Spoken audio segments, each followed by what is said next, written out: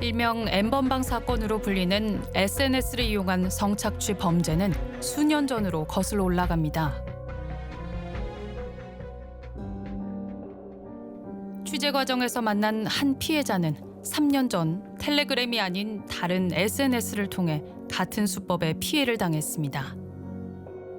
호기심에 시작한 SNS 일탈계.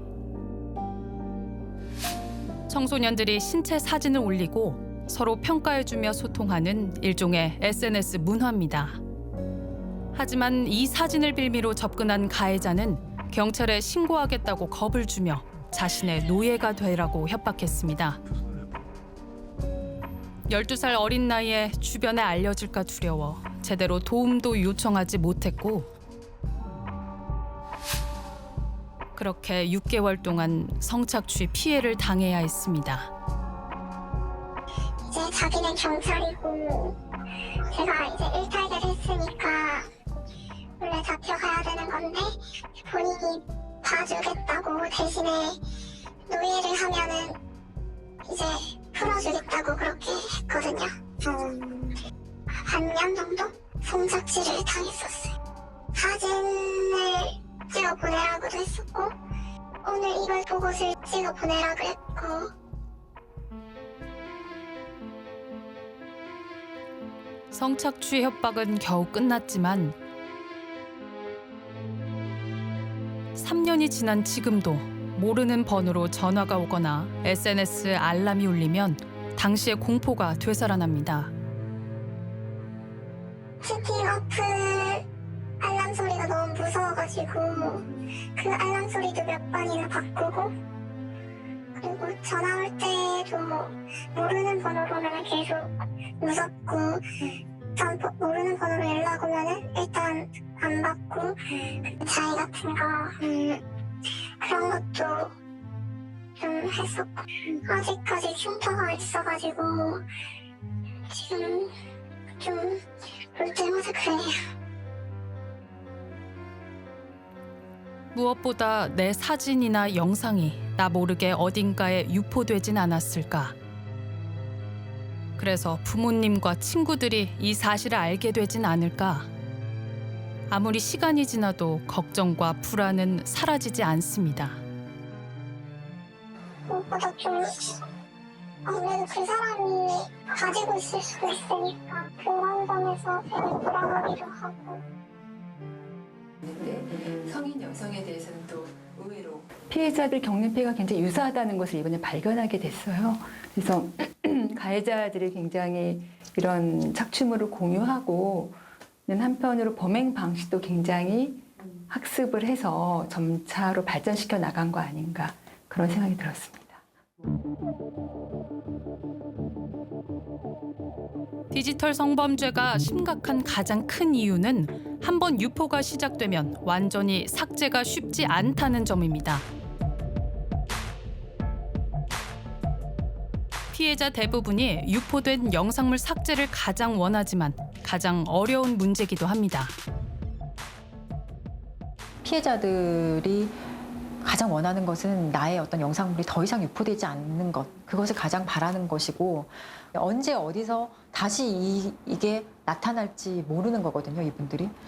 사실은 평생 짊어져야 할 고통이고 그 고통이 엄청난 거예요. 그러니까 어떤 친구 같은 경우는 자기가 매일 일어나서 아침에 시작을 영상물 어디에 또 있는지 그런 걸 다 확인을 하거든요. 하루의 시작을 그렇게 해요. 여성가족부 산하 디지털 성범죄 피해자 지원센터는 2018년부터 불법 피해 영상물 삭제 업무를 담당하고 있습니다.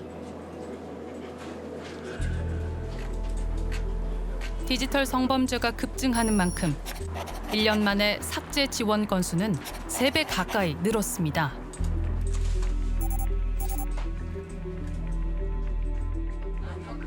삭제 요청이 급증하자 지원 인력을 2배 이상 보강했지만 한 달 평균 8,000건이 넘는 삭제 요청을 처리하기엔 역부족입니다.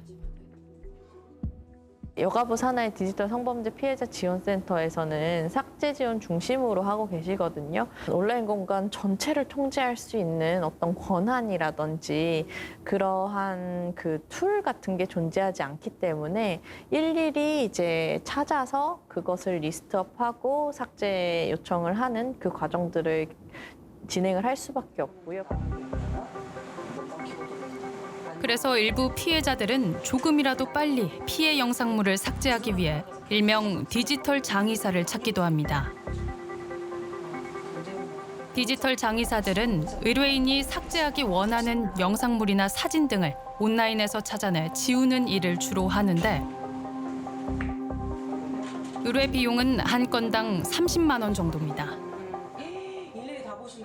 한 달 단위로 계약을 하려면 300만 원 이상 필요해 비용 부담이 만만치 않습니다. 범죄 피해자가 경제적 부담까지 져야 하는 이중고를 겪는 셈입니다. 청소년들은 돈이 없기 때문에 그거는 청소년들이 이런 자기의 어떤 개인정보가 유포됐을 때 은밀한 사진이라든가 동영상이 유포가 됐을 때 저희 회사에 이제 울면서 꺽꺽대면서 전화가 와요. 성인이 되면 그때 알바를 해서 돈 벌어서 자기가 줄 테니 자기 거를 좀 삭제를 해달라라고 얘기를 하는 친구들도 있고. 이런 상황을 악용해 이른바 웹하드 카르텔 사건이 발생하기도 했습니다. 불법 영상물이 유포되자 피해자가 디지털 장의사에게 영상을 삭제해달라고 의뢰했는데 알고 보니 영상 유포자와 디지털 장의사가 한편이었던 것입니다. 지우는 사람과 올리는 사람이 같다라는 거죠. 실제 한 공간에 있어요.